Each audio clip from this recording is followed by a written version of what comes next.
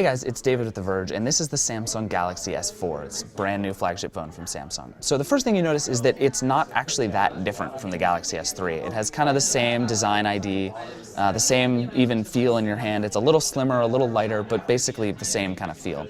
There are a bunch of things that are different though. The screen is bigger. It's a 5-inch 1080p Super AMOLED display, and it has a pentile pixel layout, which we don't love, but the screen looks great, and it's super high res and really shouldn't cause any problems.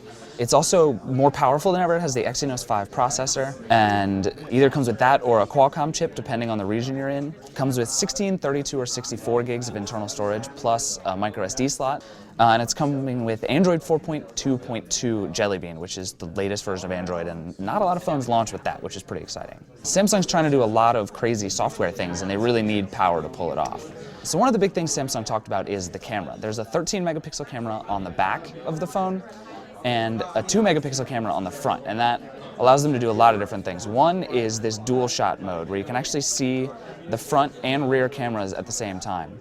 And they brought some of the Galaxy camera modes to this device as well. So it's definitely their most powerful camera ever. We'll have to test it out more to see how it actually does. There's all kinds of wild software stuff on this phone. And you can see just from all the things you have to enable or disable that there's a lot going on here. One of the big things is called Air Gesture. And basically what it lets you do is swipe through photos or scroll in your web browser without ever actually touching the phone. So you can just scroll right through all your photos without having to touch. And you can do the same in a web browser, or you can scroll through your tabs. And it's kind of a gimmicky thing, but it does seem to work relatively well, and it's cool if your hands are dirty or wet or what have you. There's also Air View, which I think is even cooler. So in the browser, without actually touching the screen, you just sort of hover over it, and then you can pick what you want to see. And even Flipboard has done some things with it so that you can hover over it and see stories within a particular section without ever actually having to touch it. One of the biggest things, and sort of the most surprising from Samsung, is S Health. They love putting S in front of things, and they're basically trying to replace Fitbit and the Fuel Band and all these different things. So there's a pedometer and a temperature and humidity gauge inside this phone, and it'll actually track your steps as you walk, or it'll track your heart rate via a device that works with Bluetooth, or it'll track the temperature and humidity, and it'll tell you all these things about kind of how you're doing over time. You can see, we're in kind of an ugly hotel room, so the surroundings are poor, and you can track the food that you're eating, and all this different stuff. So it's all built into here, and they're selling some add-on accessories as well.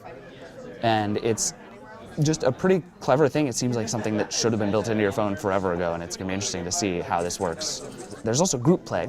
Samsung loves doing things that involve lots of their different phones.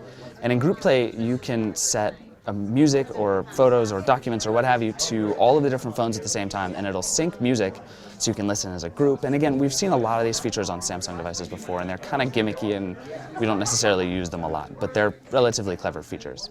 So there's also an IR blaster inside the device, which lets you use this to control your TV and your whole home theater, and they use some of the same technology they've used before. They're using Peel's TV Guide, so you can see kind of what's on TV and flip through and use it to actually control your set-top box. And there's on-demand content and all this stuff that you can watch on your phone and then push straight to your TV. It's kind of approximating AirPlay plus a bunch of extra TV Guide functionality, and it's pretty cool on other devices and is a smart thing to have here. So that's really it. This phone's going to be out on all 4 major US carriers in the second quarter of this year.